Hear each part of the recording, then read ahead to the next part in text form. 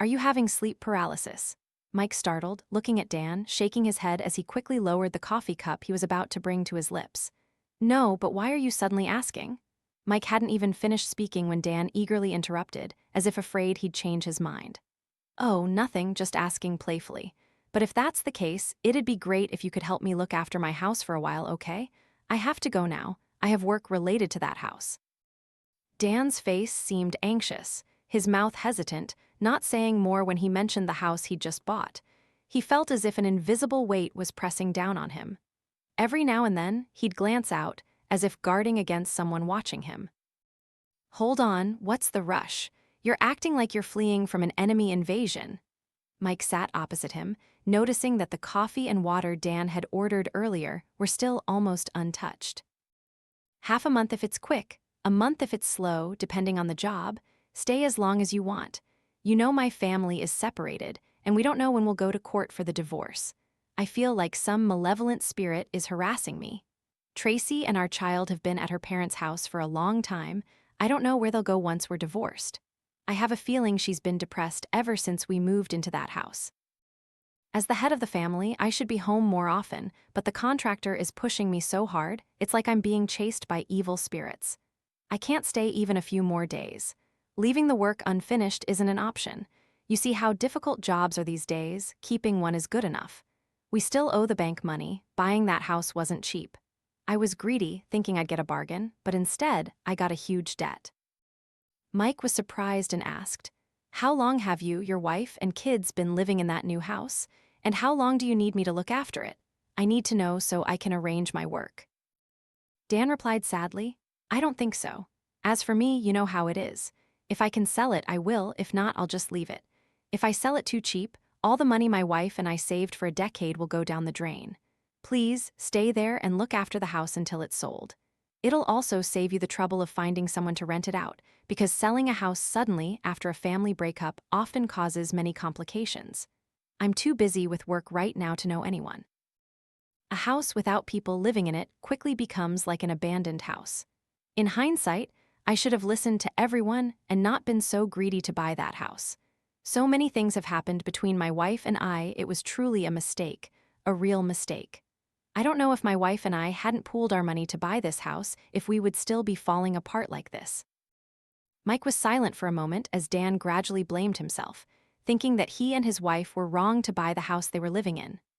Mike didn't know if Dan was complaining because of the money borrowed for the house that was still outstanding or for other reasons. Because Dan worked far away, only coming home a couple of times a year, Mike didn't often visit, as people might think things, since it was just Tracy and their 3-year-old child in the house. Now that they were separated, Tracy had taken the child back to her parents. Dan then added, "I'll pay for the electricity and water. Besides, you've always wanted to be alone to write the masterpieces you're brewing. Isn't this a good opportunity? Go there, it's spacious, comfortable, no one will bother you. Help me look after the house. If it's empty for a few days, it'll become an abandoned house, which would be a waste. And haven't you always said your current place is tiny, like a nostril, with siblings, nieces, nephews, parents, a dozen people crammed in there, making you suffocated and uninspired? Now you get to escape to a spacious place, all to yourself with a garden and grounds. It's too good to hesitate, isn't it?" Mike hesitated, mumbling, "But I've never lived alone anywhere before. I'm a bit scared." Mike was about to ask again to confirm the old murder case he'd heard about years ago if it had happened in the house Dan and his wife had just bought. But it was better for everyone to be separate. The murder case where the victim was dismembered and her body parts still haven't been found, with the head still missing.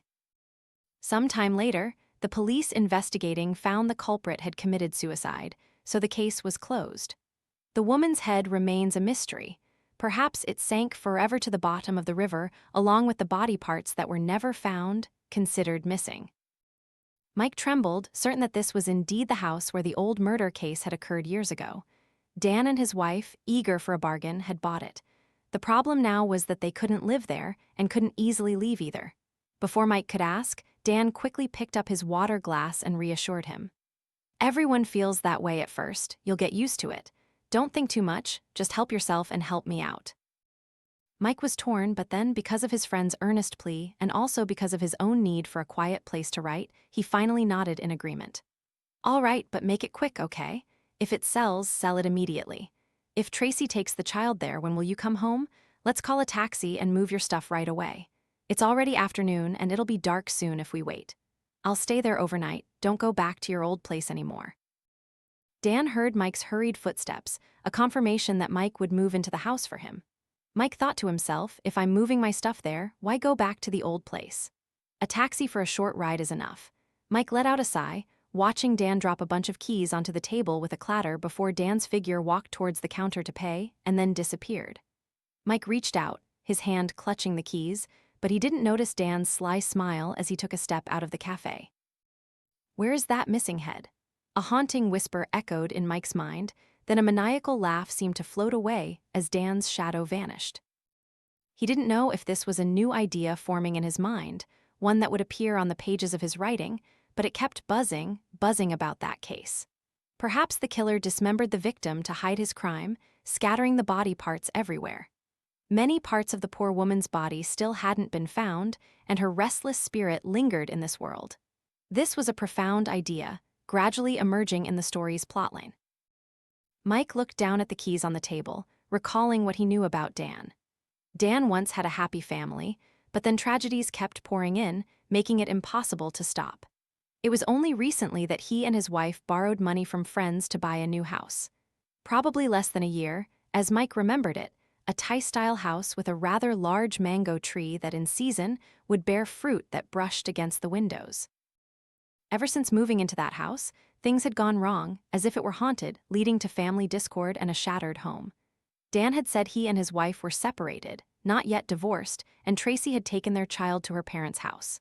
The house was locked up, waiting for the day of court to divide assets. Oh well, anyway, I need a quiet space to write a story I've been nurturing for a long time. It was a godsend, though he hesitated. It wasn't easy to refuse when Dan stated his intention. Are you having sleep paralysis? He still didn't understand why Dan's words lingered in his thoughts. He clicked his tongue, drank the bitter coffee to the last drop, then stood up and left the cafe as dusk turned into evening. When he thought of a spacious house, available for free, it seemed like a good deal. No need to overthink it. He'd heard rumors about the house, bits and pieces, but at that time, his family hadn't moved to this city yet. Because the case was so long ago, few people still remembered. The house had changed owners several times, and now Dan and his wife were preparing to separate and sell it. Even if rumors about bad things happening there were true, it was better than staying home all day, listening to and clashing with his sister-in-law. Better to have a place where people naturally disappear, out of sight. What more could he ask for? Besides, he had nothing to lose or trade, so there was nothing to fear. I'm going to Dan and Tracy's house to help them look after it for a while. It's spacious and cool over there, good for my work. I'll come back to visit you and Dad occasionally. Mike quickly packed his clothes into a backpack, then turned to speak to Mrs. Grace, a woman around 60, who was busy cooking in the cramped, damp kitchen. Since those two are separating, aren't they selling the house? Why do they need you to look after it? Mike looked at his mother, sighed, and shook his head. They just separated. Tracy and the child went to her parents, and Dan is always away working on construction projects for the contractor, pushing him year-round. What else is there? He asked me to help look after the house. Mrs. Grace hesitated for a moment, then nodded in agreement. Well, it's good to have a place to go. Staying a bit longer is fine, it makes the house feel more spacious. She glanced up at Mrs. Chloe, Mike's sister-in-law, who was carrying an empty basin downstairs. Mike felt his blood boil, about to retort, but then thought he was about to leave this house anyway, so he let his anger subside. There was no point in arguing. I'm leaving, Mom. Mike slung his backpack over his shoulder, carrying a bag, and walked past Mrs. Chloe. Call Mom when you get there and visit us occasionally. Don't just leave and never come back, okay? Mike turned his head, nodded to his mother. I'll call when I get there, Mom. I'm going now. That house hasn't been lived in for a long time. It might need cleaning. Mike passed Mrs. Chloe without a word, as if not acknowledging her presence, which annoyed Mrs. Chloe. Mike walked out with his backpack. You should talk to him and find a stable job. All day long dreaming about literature, fancy words about ghosts and spirits, it's all useless. One day it'll possess you, and you'll be lost, always talking about ghosts and spirits. Mrs. Grace didn't reply to her daughter-in-law. She just cast a sad gaze at Mike's retreating figure, carrying his backpack and bag, pushing his motorbike out of the alley. He started the engine, ready to speed away, but Mrs. Chloe's snide remarks still echoed in his mind. Honestly, Mike didn't want to go back to that house. He wanted to move out and live alone. But the truth was, his writing income wasn't enough to cover living expenses and rent, so he was forced to stay, not daring to move out. But this was different. He had a private space, free to pursue what he'd been nurturing. He hoped for a good, peaceful time ahead.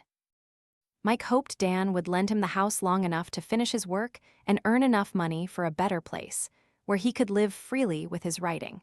But even just this much happiness was beyond his imagination. As Mike was deep in thought about his upcoming plans, his motorbike, carrying a few items in his backpack, stopped at the gate of the house where Dan and Tracy had lived. He had visited Dan and Tracy there a few times, so he was familiar with the surroundings. It was a single-story, Thai-style house that Dan and Tracy had bought, but they had only moved in about a year ago, nearly a decade after their marriage. However, ever since they moved in, the house had been troubled, to the point where they had to go to court. Dan said the house had spirits attached to it, which was why things had become so troubled. Not being religious, Dan and Tracy hadn't believed it, so they hadn't looked into any spiritual remedies. And even if they had, they probably wouldn't have spent money, or even borrowed, to buy this house. Part of the reason was that Dan worked as a construction engineer, traveling 11 out of 12 months a year for projects. So, only Tracy and their child lived in the house. Now, the mother and child had gone back to Tracy's parents. Mike didn't ask if Tracy was still working at her old job. Standing outside, looking at the house, it seemed quiet and orderly, the exterior almost unchanged. He used to visit occasionally. The large, dark green mango tree's branches reached right up to the window of the upstairs room. Mike shook his head, not thinking that from now on, he would have to live alone in this house. Mike got off his bike, opened the rusty iron gate with a creak, then pushed his motorbike, loaded with more stuff, into the yard, past a concrete paved path. By now, moss had overgrown the path. Looking at the vegetable patch in the garden, which Tracy used to tend, it was now completely overgrown with weeds. Only 2 mango trees at the back of the garden bore fist-sized fruits, swaying in the wind, brushing against the upstairs window. He stood outside, observing his surroundings one last time before walking up the steps, taking out the key and opening the door. Suddenly, Mike started, spun around, and asked, "Who's there?" But as soon as he composed himself, there was no one behind him, towards the gate. Mike sighed in relief. Yet, just moments ago, he had felt as if someone was standing behind him, and a cold hand was placed on his shoulder. A shiver still ran down his spine as his eyes fixed on the base of the towering mango tree. He estimated it must be 30 or 40 years old. The mango tree had been there long before Dan and Tracy bought the house. Mike averted his gaze from the tree and turned towards the house door. He switched on the light, then brought his luggage inside. The house was basically clean and tidy, just as it had been, far from Mike's imagination of a dusty, musty, filthy place that would require a whole afternoon to clean. He smiled, realizing Dan had only left a few hours ago. His deduction had been foolish. This was not an abandoned house that had been empty for a long time. "Dan, I just arrived at the house. I've already talked to Tracy, so make yourself at home. When I find a buyer, I'll let you know so you can prepare to leave. Oh, and the spare rooms and everything else are still there. Feel free to use them. The house has 3 bedrooms upstairs. The one outside with the balcony has a mango branch reaching in. Don't sleep there. At night, the mango leaves will rub against the window, making it hard to sleep. And don't be curious and go over there at night. You can choose either of the 2 rooms inside." Mike thought for a moment, then replied vaguely, Okay, I know. What am I afraid of? It's just because I just arrived at the house, that's all, there's nothing else." The previous owner didn't even know when that mango tree was planted. I considered cutting it down a few times, but I was always away working, and there were so many other things to do at home, so I never got around to it. Mike heard the strong rustling of leaves over the phone from his friend. "It's fine to leave the tree. You can pick fruit to eat. Eating sweet and sour mangoes from the room would be a waste if you cut it down, wouldn't it?" Just to put your mind at ease, don't worry about it. I'm busy with work right now, I'll talk to you later. Dan hung up. Mike sat down, reached for the TV remote, and turned it on to have some human sound to break the absolute silence in the spacious house. He then took out his laptop, placed it on the table, and began unpacking clothes from his suitcase and backpack into the wardrobe. His eyes occasionally drifted towards the empty gate. Sometimes, he heard the sound of a motorbike passing by. Mike systematically checked the entire house. 3 bedrooms, a living room, 2 bathrooms, a dining room. Mike went upstairs and opened the master bedroom door. The window faced the gate, where the mango tree's branches extended, close enough that one could just open the window and reach out to pick mangoes. He paused for a long time before closing the door and moving to the next room. All 3 rooms were clean but equally empty. Mike went downstairs and looked out onto the street, hoping to find a neighbor to chat with as the pale yellow afternoon sun shone down. Although the houses were quite close, no one seemed to notice Mike's presence. He sighed and went back inside as the sky began to darken. However, Mike didn't see the man, about 60 years old with salt and pepper hair, peeking through the fence. The man's eyes were fixed on the mango tree, looking up at Dan and Tracy's bedroom. When Mike entered the house, the old man's shadowy figure also vanished under the dim yellow streetlights. Inside, Mike paced back and forth, calling his mother as he placed a bowl of instant noodles on the living room table. It was already 7 p.m., and he quickly ate to get it over with. Where is the missing woman's head? The question echoed in Mike's mind again, making him stop eating, lift his head, and look around, trying to figure out where the question was coming from. He didn't let himself be haunted by his own writing. The thought was so persistent that it forced Mike to stop eating, put down his noodles, and push his laptop onto the table to jot down the new ideas buzzing in his head, compelling him to write. He only intended to write down a fleeting thought, but he found himself typing nonstop for almost 2,000 words. When he looked up, it was almost 9 p.m. He sat back, reviewed his draft once more, and nodded contentedly. Mike silently acknowledged that Dan had done him a favor by lending him the house. With a clear mind, undisturbed by his sister-in-law's nagging words, he could concentrate on his writing all day as if he were already at home. But then, the thought from earlier that afternoon flashed in his mind again. Where is that missing woman's head? The case of the dismembered victim. Even now, not all body parts have been found, with the head still missing. Some time later, the police investigating discovered the killer had committed suicide, so the case was closed. The woman's head remains a mystery to this day. Perhaps it's still lying at the bottom of the river, along with other body parts that haven't been found. He gradually became certain that this was indeed the house where the old crime had taken place. So he stopped writing and quickly Googled dismemberment murder case. The search results were numerous, but none matched the case that had happened here in the house he was currently in. Could it be that this isn't the house, that no such tragedy ever occurred here? Is it all just rumors? He thought to himself. So his fingers typed another search, mango tree murder case. This returned a series of results, leaving him stunned. A news article about the case gradually appeared on his laptop screen. Previously, on the morning of date of month 1, local residents discovered many fragments of a woman's body floating on the river and reported the incident to the authorities.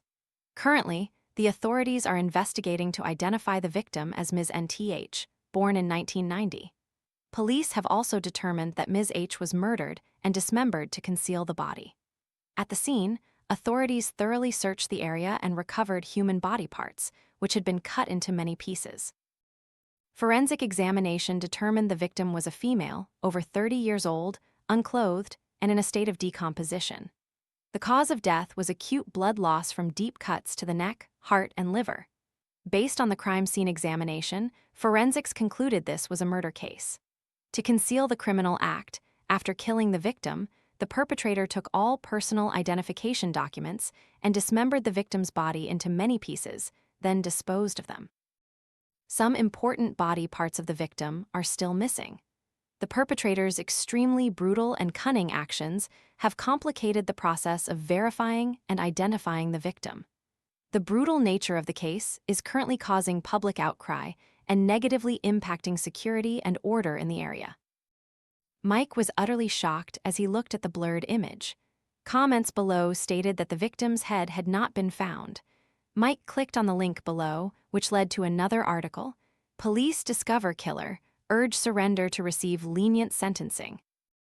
When the identity of Khan was discovered to be the suspect in concealing the girl's body, the entire neighborhood was still reeling. The case of the young girl being murdered and dismembered into many parts not only shook the city, but also left the residents of the neighborhood unable to believe it was true. At Khan's residence, the small, narrow house where the suspect committed the gruesome crime, Mike paused at the photo of the house Dan and Tracy had bought. At that time, it was still new, but the mango tree was already quite large. Its branches reached into the bedroom. Mike scrolled down to continue reading the article. Authorities stated that suspect Lai Kwok Khan had no prior criminal record and was not a person of special interest in the area. According to local residents, Lai Kwok Khan was born and raised here but moved away for work, only returning home occasionally. Khan was unmarried, and both his parents were working abroad in Korea, so he lived alone in this house. On the afternoon the police searched Khan's house, I was called by the police to witness. When people learned Khan was the suspect in the murder and dismemberment, many in the neighborhood were shocked, unable to believe it was true. They couldn't believe that the kind, gentle Khan they knew daily would commit such a cruel and brutal act. Many residents living nearby said that when they found out Khan was the suspect in such a horrific dismemberment murder, they also realized their suspicions about the house. Khan always kept the house locked and rarely interacted with neighbors. Both of Khan's parents were rarely home. When authorities came to investigate and cordon off the scene, I only then realized that Khan had committed a gruesome and horrific crime in his own house a couple of days prior. We usually know when Khan's family comes home, but this time we didn't know anything. Neighbor Vin Engai, a female, stated, based on the initial statements of witnesses and case documents, authorities determined that Lai Kwok Khan, due to a romantic dispute with Ms. NTH, used a knife to stab her multiple times in the chest at his private residence. After killing the victim, Khan used a knife to dismember her and then took all the bedding and blankets to dispose of the body. Authorities stated that Khan threw some body parts into the river and hid others along the riverbank. Therefore, some body parts are still being searched for by authorities. On the afternoon of date of month 2, when police discovered the victim's body, Khan fled. Currently, authorities are actively pursuing and encouraging Khan to surrender to receive the leniency of the law. Mike sat stunned in front of his laptop screen, staring intently at the mango tree casting shadows on the window. So, it's true, where is the missing woman's head? The question echoed in Mike's mind again. After the body of a male, over 30 years old, was recovered from the river, authorities conducted an examination to determine the cause of death and organized identification to confirm the victim. Previously, at approximately 9:37 p.m. on October 20th, the 113 Command Information Center of the city received a citizen's report that at about 9:35 p.m. on the same day, someone saw a person jump from a bridge into the river. The city police's Command Information Center dispatched police forces to the bridge area where the victim committed suicide to search.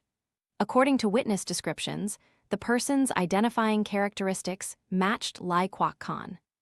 By 7:30 p.m. on October 21st, city police discovered and recovered a woman's body in the river area.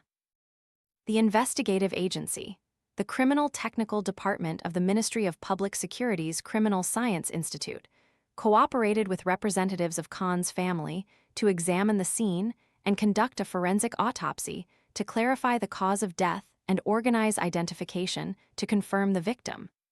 DNA test results confirmed the man's body was indeed Lai Kwok Khan. The case was closed, but it left many lingering regrets for those remaining, as a portion of the victim's body had still not been found. Mike's heart pounded. He startled, turning sharply towards the door. It was stifling hot with no wind, but the window slammed shut with a crash. Mike jumped up, rushing towards the window, looking towards the mango tree. His eyes searched, but it was just an empty darkness. Towards the iron gate, which was firmly locked, only the occasional sound of a motorbike passed by. Mike stood still, looking around once more. He tried to calm himself, recalling the vague image he had inadvertently seen earlier while sitting in the living room. Clearly, when he had accidentally turned, he had seen a woman's face with long black hair, faintly visible outside the window, peering in. Perhaps because he was startled, he hadn't had time to compose himself before he shouted and rushed out, and the figure had disappeared. No, that's not possible. It must all be my imagination. Mike looked up at the large, dark green mango tree, its branches reaching into the master bedroom window, thinking to himself. But then he quickly shook his head, trying to dismiss the thought that had just crossed his mind, and looked at the gate one last time before pulling it shut and going back inside to his workspace. As a storm began to gather outside, signaling an imminent downpour and thunder that night, Mike stood up and checked all the doors and windows before turning off the living room light, leaving only the faint glow of a yellow nightlight. He carried his laptop up to the room on the second floor. Outside, a few raindrops had already fallen, getting heavier with each moment. Mike looked into the last room, Dan and Tracy's bedroom. He had planned to go there this afternoon. The bedroom window was locked. But Dan's words from earlier that evening echoed in his mind. The house has 3 bedrooms upstairs. The one outside with the balcony has a mango branch reaching in. Don't sleep there. At night, the mango leaves will rub against the window, making it hard to sleep. And don't be curious and go over there at night. You can choose either of the 2 rooms inside. Mike hesitated, deciding not to check again, and instead took his laptop into the outermost room, right next to the stairs, making it his bedroom. All 3 rooms had windows, but only Dan and Tracy's room faced the gate with the mango branch brushing against it. The other 2 rooms faced the back of the house, but Dan hadn't mentioned opening them. But right now, the window in Mike's room was completely black. Raindrops were slowly trickling down. Mike watched the rainwater flow in streams and guessed that this window might be blocked by another wall built later. He placed his laptop on the bedside table and looked at the glass window, then reached for the latch, intending to open it. But it was as if an invisible force was blocking it. The window didn't budge. Only water was flowing down from above, so Mike didn't force the window open. What startled and terrified him was realizing the water flowing down was illuminated by the light inside the house.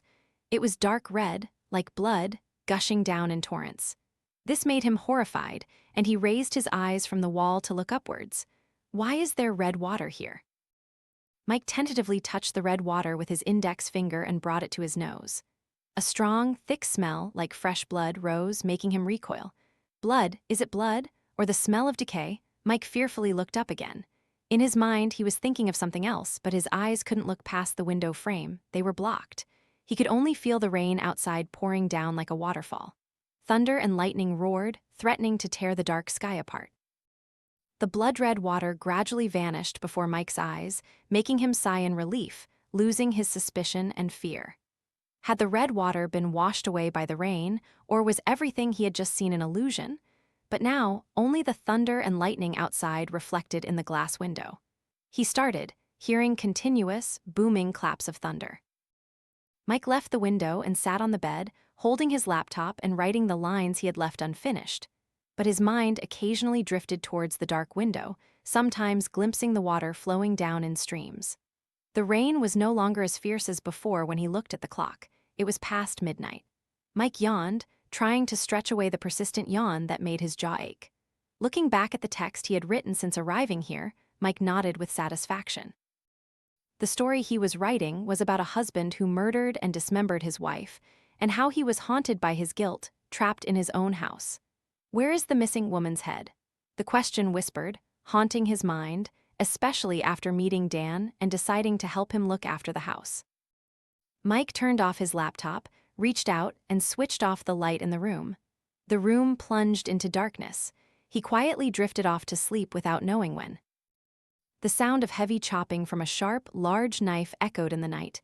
Blood gushed, splattering onto the wall. A gleaming knife came down. The man's hand held the woman's head, still covered in fresh blood, which was splattered everywhere. The woman's eyes were stark white, staring fixedly at Mike. He screamed in terror, sitting up abruptly and looking out the window.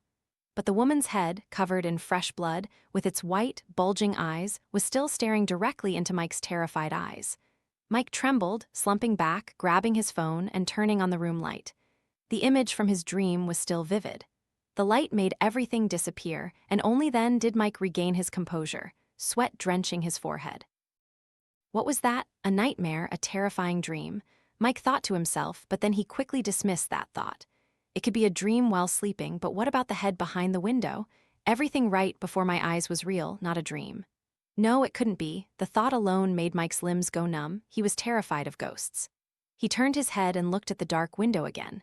Now there was no more rain or thunder, just the chirping of crickets and insects in the night. 3 times, the woman's head with her hair. Mike sat, trying to recount the images from the moment he arrived here. It must not be true. What am I thinking? How could that happen?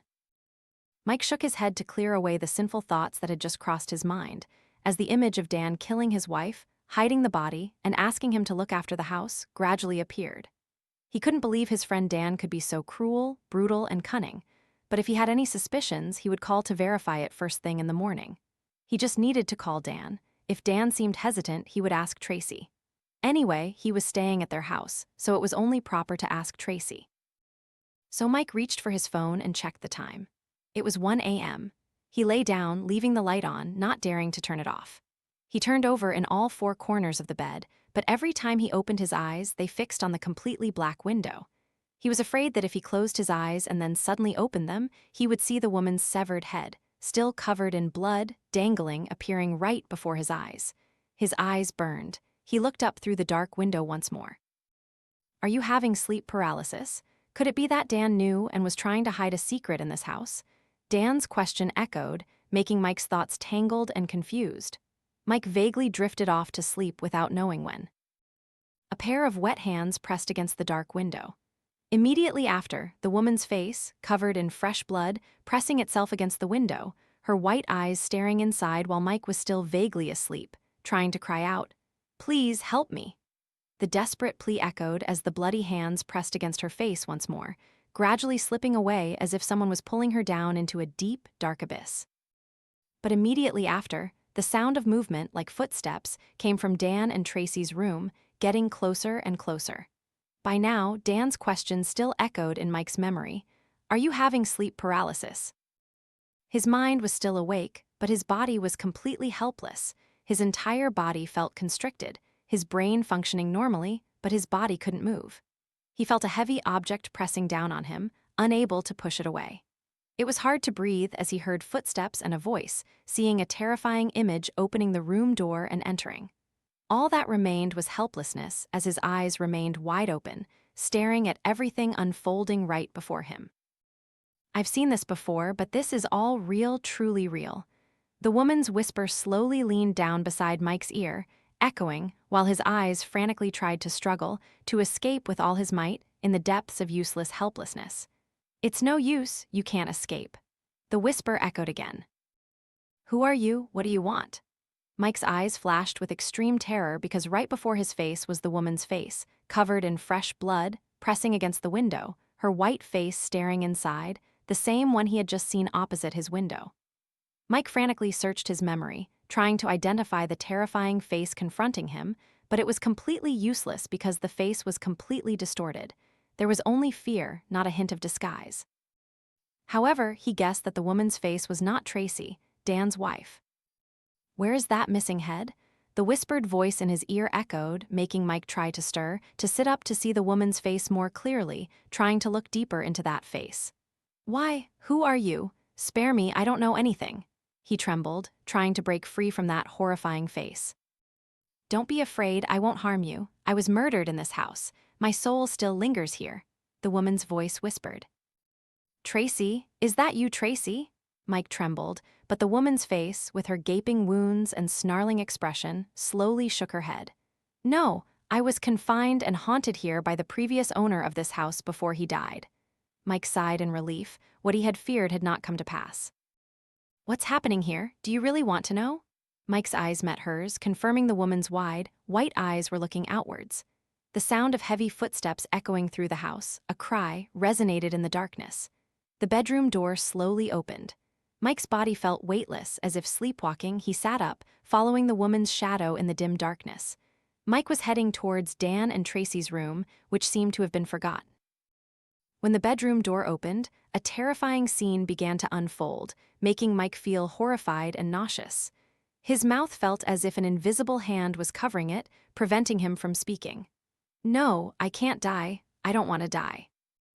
Inside the room, the shadowy figure of a man was pressing a gleaming knife against his own throat. Blood began to flow from the knife down to his Adam's apple. But then, he helplessly dropped the knife and burst into sobs, the boundary between life and death. The fear of death making him choose life over death. He hadn't dared to end his own life there after the crime he had just committed. Khan was about to cut his own throat, then fell to the cold marble floor, letting out chilling sounds as he looked at the woman's motionless body on the floor, with deep, fresh stab wounds on her forehead and across her body. Murder for revenge, the whispered words echoed repeatedly in his mind, making him tremble with fear. He heard it, but the whisper of his own reason argued, if this body disappears, if no one knows about it, nothing will happen. Khan looked at the gleaming knife he had just thrown to the floor, his eyes red like a demon's, staring at the body on the floor, and the reminder echoed again. Just make this body disappear, and everything will be peaceful. He reluctantly picked up the knife. Holding it in his hand, he looked at the woman's body for a moment, then swung the gleaming knife down onto the woman's body, which lay motionless, bleeding, with her dark hair splayed across the floor. Outside, the window opened, revealing a dark sky. A storm from outside blew in, causing the curtain to billow in the wind. Immediately after, thunder rumbled, illuminating the woman lying below before the knife came down. His eyes, filled with fear, turned away, not daring to look directly at the floor where the man was dismembering the woman's body. His eyes were directed outside as the crunching sounds of the knife echoed in the night, blending with the thunder and lightning outside. Mike felt a chilling calm, realizing the man couldn't sense his presence here. As the blood from the woman's body splattered, soaking the man's face, he seemed to have transformed into a demon long ago. What kind of bizarre thing is happening in this house? Without waiting long, the man lifted his bloody hands, then sat down, panting, to separate the severed body parts. He brought his blood-soaked hands before his face, muttering in a frenzy, "Why did I do this? What have I done?"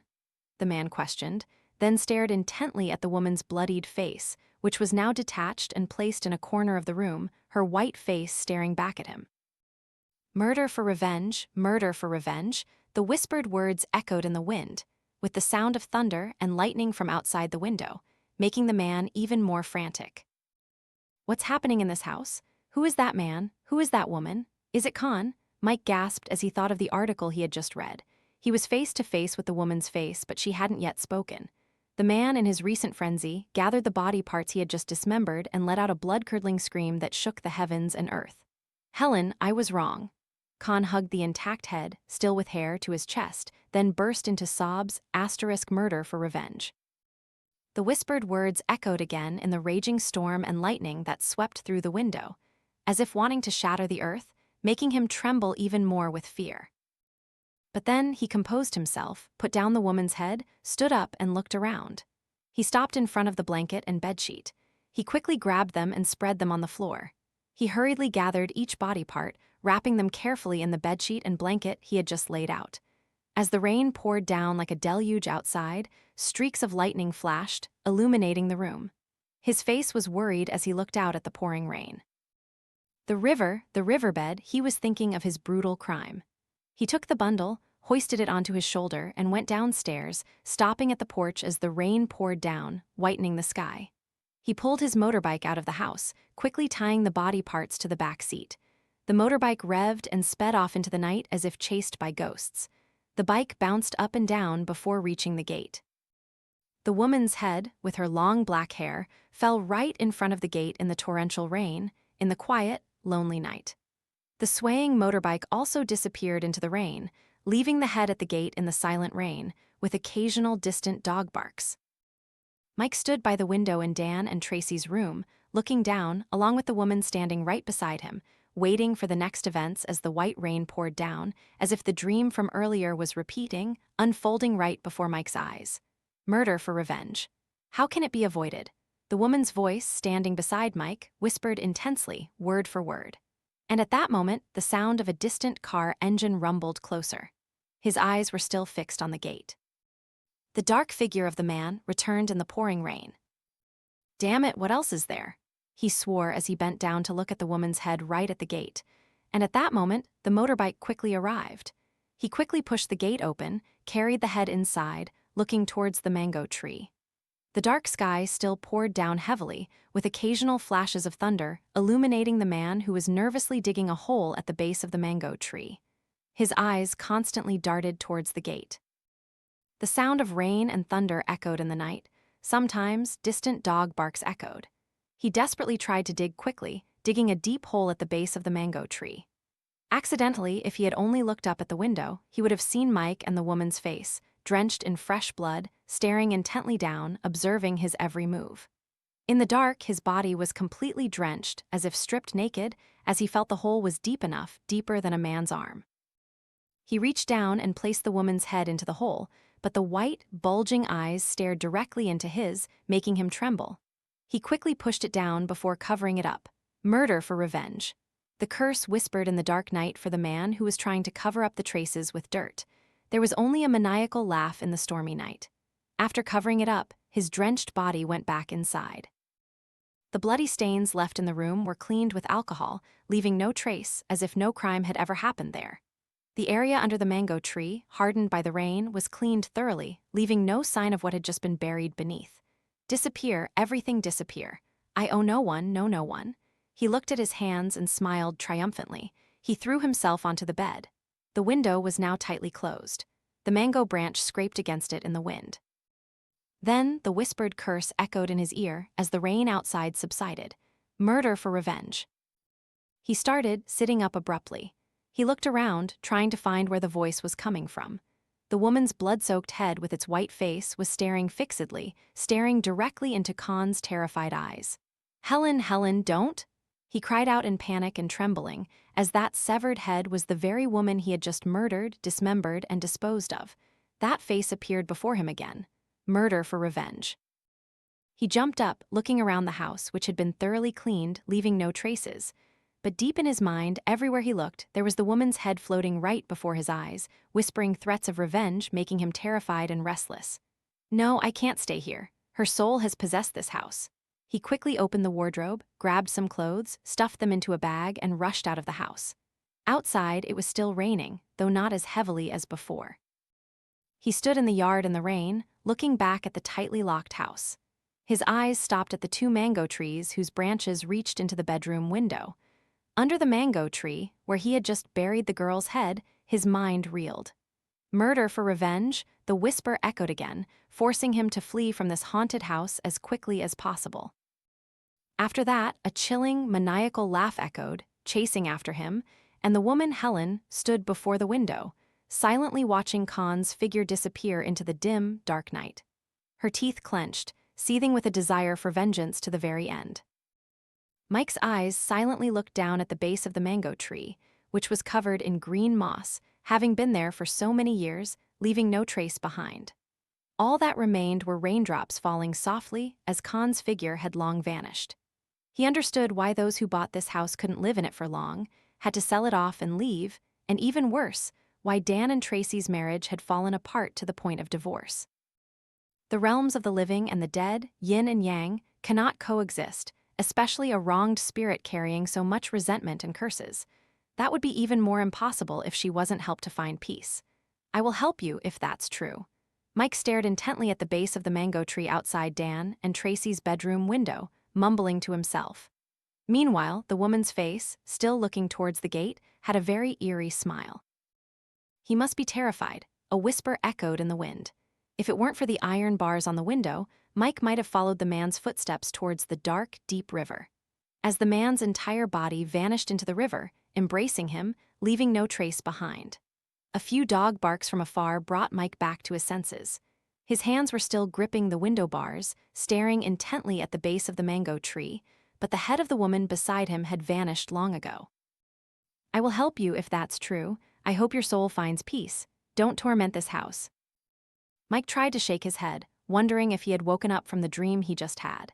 He had walked into Dan and Tracy's room like a sleepwalker, and everything he had just witnessed felt real. Mike still remembered, still stared intently at the base of the mango tree. A few raindrops still clung to the clear leaves, trickling down. If the resentment is so strong, how can she find peace? He sighed, left the window, and went back to the other room. It was 2 a.m., and he still couldn't sleep.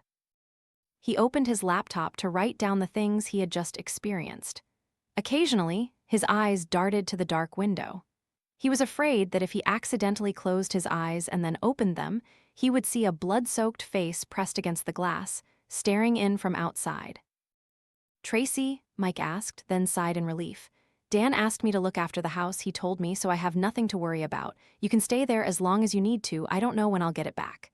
Tracy said this, and Mike hesitated. "Can I meet you? I have something important to discuss."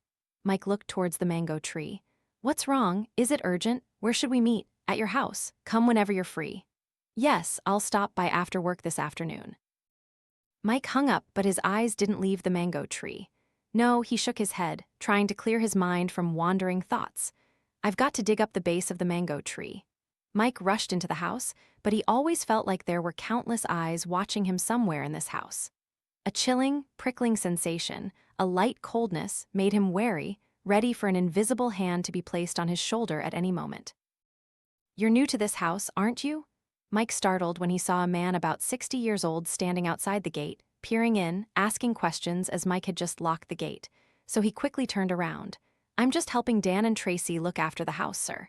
Mike was hesitant, but without waiting long, the man immediately introduced himself. "My name is John.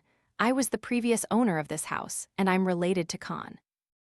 When the police cordoned off Khan's house for examination, I even stood as a witness and saw it with my own eyes."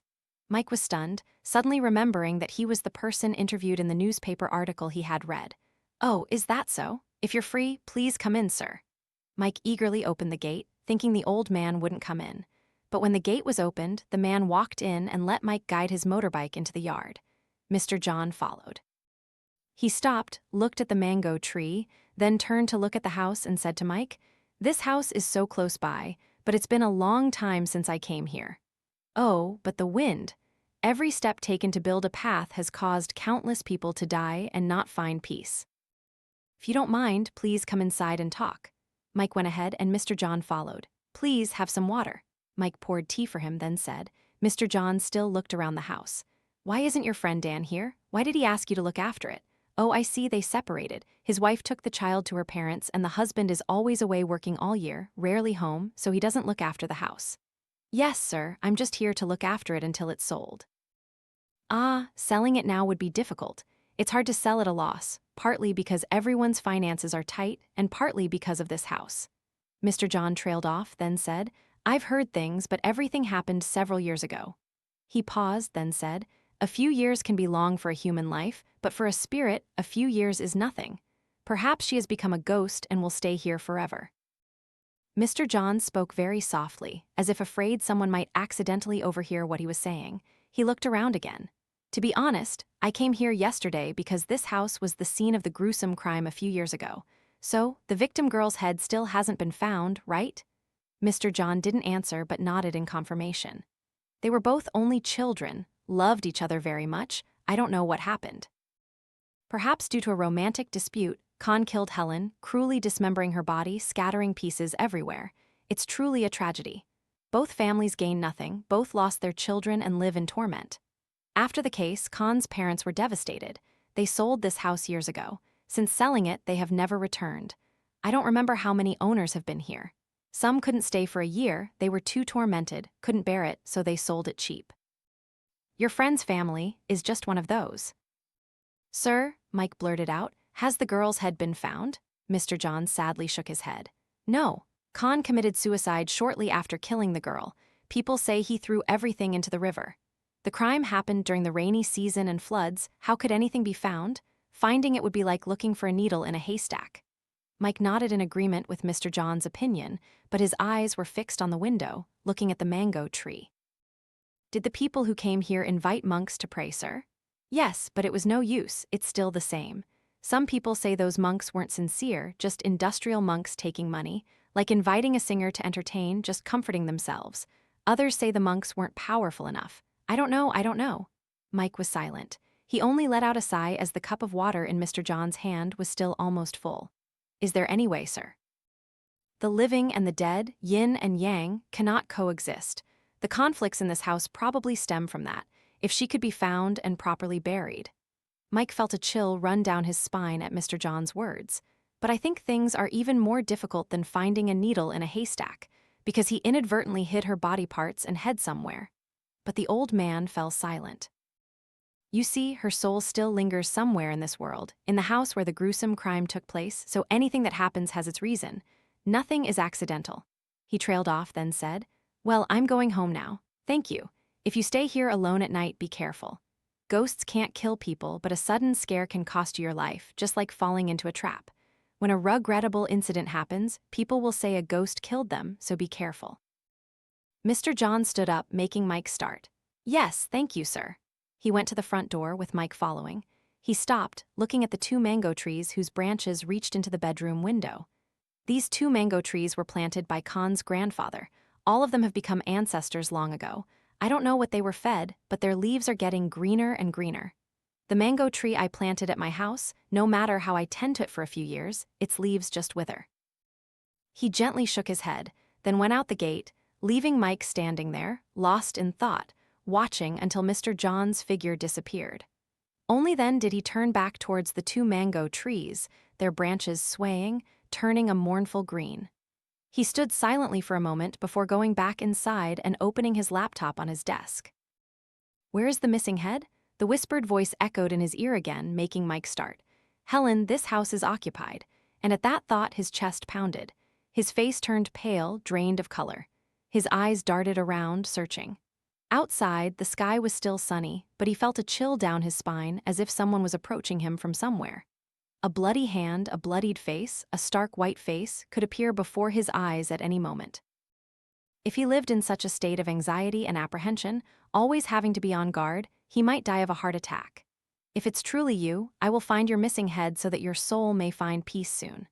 Mike mumbled, talking to himself, but his face was turned towards the base of the mango tree as a gentle breeze rustled, as if caressing his hair.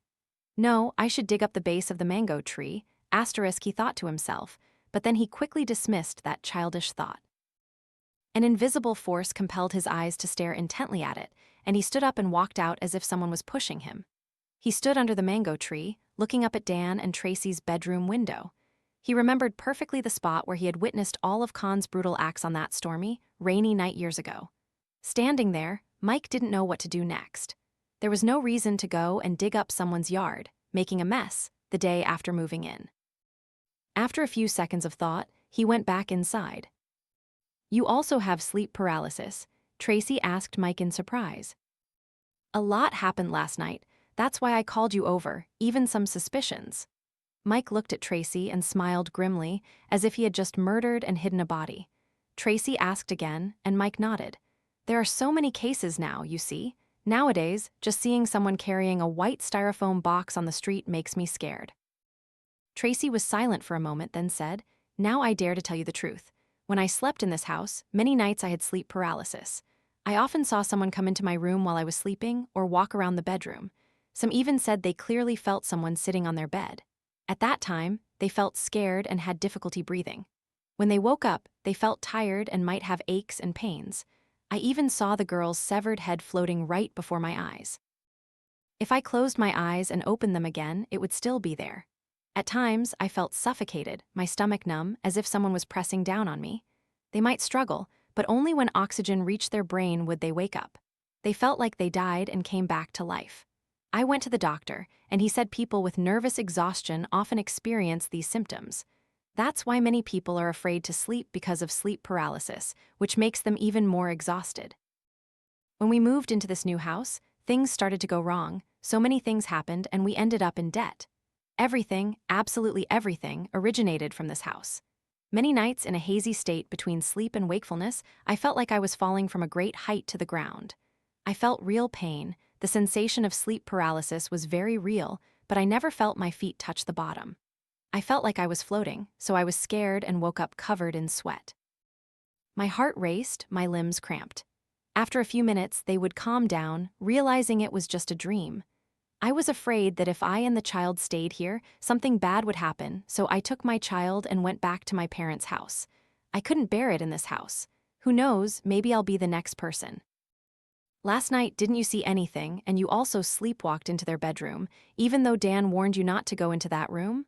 Tracy asked in alarm. Mike nodded. But I didn't call you here to talk about that. If that case didn't happen here and the body parts of that girl, Helen, are still missing. What do you think? Do you think the girl's head might still be somewhere in this house? Tracy shivered, her body stiffening in horror at Mike's words. I'm sorry, I didn't mean anything by that, it's just my speculation. Why do you think that? I saw her shadow under the mango tree outside the window. The mango tree? The window? If that's true, what are you going to do? Don't you suspect anything? When my family moved here, I had many suspicions, especially since only my child and I lived in this house. Who says I didn't believe? But I believe what I witnessed. I told Dan, but he didn't believe me at all. But everything I said, I witnessed many strange things. You do what you believe is right, I give you full authority to do it. Her eyes looked at him with complete trust. Well, I'm going home now. Call me if anything happens. Tracy stood up, picked up her bag, and walked towards the door. Mike watched her go out into the yard. Before getting on her bike, she looked at the mango tree. Be careful, okay? Mike nodded. Tracy's motorbike rolled out of the gate as the sky began to dim and the shadows of people faded. Only after the car disappeared did Mike turn back inside, but his eyes were fixed on the base of the mango tree, slowly moving up towards the window, an image forming in his mind as if last night he with the woman's head stood up there, looking down, observing all of Khan's crimes unfolding in the dark. What would happen tonight? He silently prepared himself mentally, alone in this house for the second night, where a wronged spirit lingered. Mike didn't know what he would do next. Mike wearily walked into the house as the lights came on. His laptop was already on the table, but he had barely written anything all day. His head kept buzzing about the woman's head floating before him. Every time he closed his eyes, only one day had passed, and he already felt utterly exhausted. Being alone here at night, I need to be careful. Ghosts can't kill people, but if I'm suddenly startled, I could still lose my life. Mr. John's warning from earlier that afternoon echoed, making Mike afraid to go upstairs. He lay directly on the sofa in the living room, slowly drifting off and falling deep into sleep without knowing when. Outside the window, the woman's face, covered in fresh blood, pressed against the window, her white eyes staring into the living room where he was sleeping soundly, like a corpse. Helen. That terrifying face seemed to lean down, pressing against his own face. A black shadow seemed to cover his entire body, making him unable to move or struggle, even though he felt what was happening around him. A heavy weight pressed down, making him feel suffocated and utterly helpless. His chest felt like it was about to burst. Take me home? The whispered words echoed in Mike's ears. Mike pressed his lips together and nodded in agreement. The black shadow pressing down on him became weightless. He felt as if he was floating in midair. He sat up, turned his face to the window, the woman's face faintly visible, waiting. 12 a.m. Under the mango tree, the shadowy figure of a man was digging in the night. Above, at the window, the woman's face was looking down from inside the room, observing his every swing of the pickaxe into the ground.